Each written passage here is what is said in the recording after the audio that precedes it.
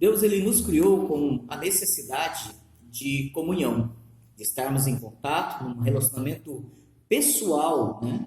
Embora as pessoas hoje elas se satisfaçam em manter relações de amizade, vínculos virtual, e a gente já ouve, inclusive, pessoas que se conheceram, namoraram pela internet e se encontraram para casar. Então a gente tem esses absurdos, né? Não o namoro pela internet, mas o casamento, né, pela internet, inclusive, né? Que é um absurdo. Então nós começamos a questionar de fato até que ponto as pessoas estão entendendo de fato como que quão necessário é o convívio, né? É muito fácil a gente viver à distância e ver apenas em momentos preparados. Viver apenas no momento em que você se arruma, se enfeita e você mostra aquilo que você quer que as pessoas vejam. Então, às vezes, o eu virtual não é o eu real, né? E isso é um problema muito sério. As pessoas elas começam a fantasiar, né, a sua vida, a projetar uma realidade, uma ficção e não a realidade, melhor, né? Uma ficção e não a realidade. E isso é algo ruim. A Bíblia ela fala da necessidade de relacionamentos reais. Por que algumas pessoas têm o chamado mito da grama mais verde, né? A ideia de que a grama do vizinho é melhor, o casamento do outro é melhor do que o meu, os filhos do outro são melhores que os meus, o casamento do outro é melhor do que o meu, a casa do outro é melhor do que a minha. Então, por que as pessoas elas têm esse mito? Porque elas só se encontram em momentos de glamour, apenas em momentos em que elas admiram uns aos outros, onde elas apenas veem o lado bonito e não sabem como que é o dia a dia, como que é viver, conviver, né? Que tem uns momentos de tristeza, de conflitos, de pecados. É verdade que também devemos, na graça de Deus, promover momentos de alegria, de beleza, de romance dentro do casamento, de confiança, de respeito, e devemos cuidar do nosso jardim em vez de cobiçarmos a grama mais verde do vizinho, né? Quando nós lemos a palavra de Deus em 2 Coríntios, capítulo 7, né? Capítulo 7, verso 5 ao verso 7, 2 Coríntios 7, do verso 5 ao verso 7, a palavra do Senhor ela diz assim: porque chegando nós à Macedônia, nenhum alívio tivemos, pelo contrário, em tudo fomos atribulados, lutas por fora, temores por dentro. Porém, Deus que conforta os abatidos, nos consolou com a chegada de Tito, e não somente com a sua chegada, mas também pelo conforto que recebeu de vós, referindo-nos à vossa saudade, o vosso pranto, o vosso zelo por mim, aumentando assim o meu regozijo. Talvez nós poderíamos pensar assim, mas o Espírito Santo que habita em nós é o nosso Consolador. O Espírito Santo que habita em nós, ele vai nos dar a força para vencer os momentos de tribulação, de solidão, de perdas, momentos de luto, momentos de saudade, momentos de amargura. E é verdade, é o Espírito Santo que nos faz fortes, é o Espírito Santo que nos dá a iluminação, é o Espírito Santo que nos alimenta com a palavra, é o Espírito Santo que faz com que nós sejamos fortalecidos em todo momento. Mas quando nós olhamos a Escritura, a palavra de Deus, inspirada pelo próprio Espírito, nos fala que este Espírito Santo, a terceira pessoa da Trindade, ele também usa nossos irmãos em Cristo para serem instrumentos do consolo de Deus na nossa vida. Nós temos o apóstolo Paulo, que estava durante a sua viagem missionária, e ele estava passando por tribulações durante aquele período. E ele escreve à igreja de Corinto, né? Durante a terceira viagem missionária, ele escreve à igreja de Corinto relatando da importância de Tito chegar até a Macedônia, na região em que eles se encontravam. E eles disseram aqui: chegamos nós à Macedônia, nenhum alívio tivemos.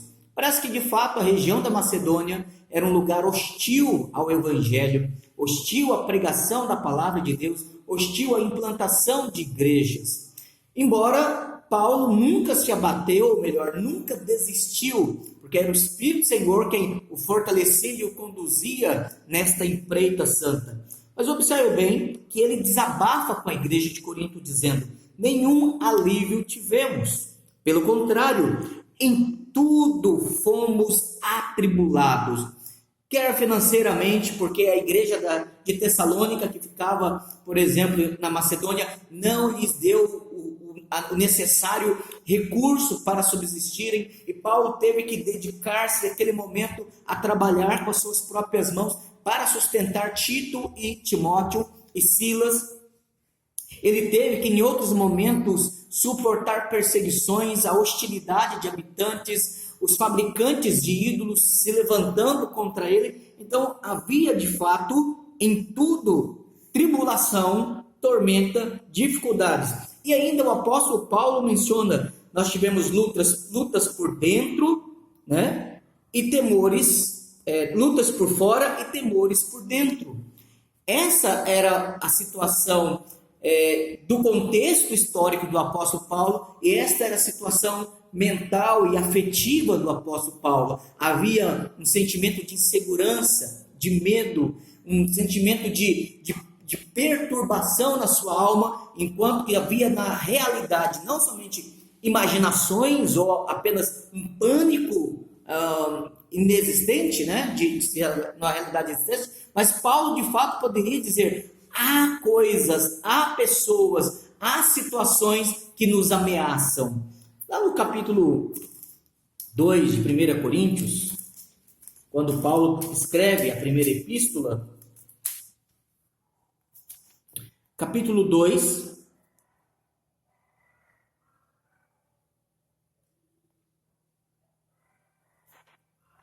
o apóstolo Paulo, ele menciona no verso 3: e foi em fraqueza, temor e grande tremor que eu estive entre vós. Então Paulo ele diz, desde a primeira epístola, que a estadia dele na região de Acaia, que era em Corinto, e aqui aos Coríntios, relatando que a estadia dele entre os macedônios, uma região mais ao norte da Acaia, também era uma situação desfavorável, era uma situação de perseguição, de ameaças, de perigos. E em tudo isso, quer em lutas externas, quer em temores internos, ele estava o tempo todo sendo atribulado. E não houve alívio, a tensão, a apreensão, aquele momento de estresse era contínuo no trabalho dele. Ele não estava ali em folga, em viagem, em turismo, vendo culturas, arquiteturas, construções e toda uma beleza regional diferente. Ele estava ali pregando o evangelho e uma batalha espiritual estava sendo travada o tempo todo. E ele pregava o evangelho. Mas observe bem, talvez nós poderíamos dizer assim: Deus ele usou situações favoráveis para consolar Paulo. Deus usou convertidos, né? O fato de Paulo ver o fruto do seu trabalho para que ele se sentisse consolado. Paulo foi consolado pelo próprio Espírito Santo. Curiosamente, o texto diz aqui no verso 6: porém, Deus que conforta os abatidos, e Paulo estava falando de si, nos consolou, Deus nos consolou com a chegada de Tito. E é nesse momento que a gente percebe que, de fato, os relacionamentos pessoais, eles são de grande importância na vida cristã. Não só na vida cristã, mas em qualquer situação. Eles são importantes. Nós não podemos desprezar, nós não podemos nos afastar das pessoas, nós não podemos isolar, no sentido de não querer nenhum relacionamento. Nós podemos agora, durante esse período de isolamento social, de fato recorrer a redes sociais, a grupos sociais, grupos de rede social. Nós podemos ligar, nós podemos mandar uma mensagem, nós podemos recorrer de forma remediativa e paliativa para tratar dessa saudade, desta ausência. Mas nós devemos lembrar que o ideal, o padrão que Deus estabelece é de fato o relacionamento pessoal. Nós não podemos minimizar a importância de estarmos juntos. E aí, mesmo que você esteja em casa, né, esteja apenas com seus pais, ou com seus filhos, ou com seus irmãos, né, ou com seu esposo, sua esposa, nós precisamos aprender a valorizar esse momento de estarmos juntos, porque Deus nos consola com a chegada, com a presença de pessoas amadas.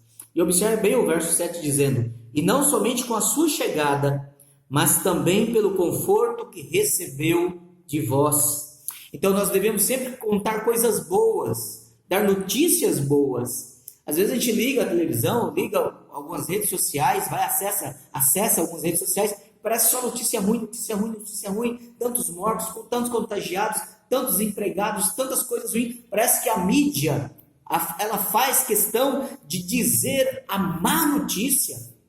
É por isso que nós somos chamados para proclamar as boas notícias, as boas novas, de que há esperança, de que Deus, que soberanamente governa todas as coisas, Ele está cuidando de nós, Ele está suprindo as nossas necessidades, e Ele está cuidando da nossa vida, não somente de uma forma extraordinária, não somente através do Espírito Santo, mas Ele cuida de nós através de pessoas que nós amamos.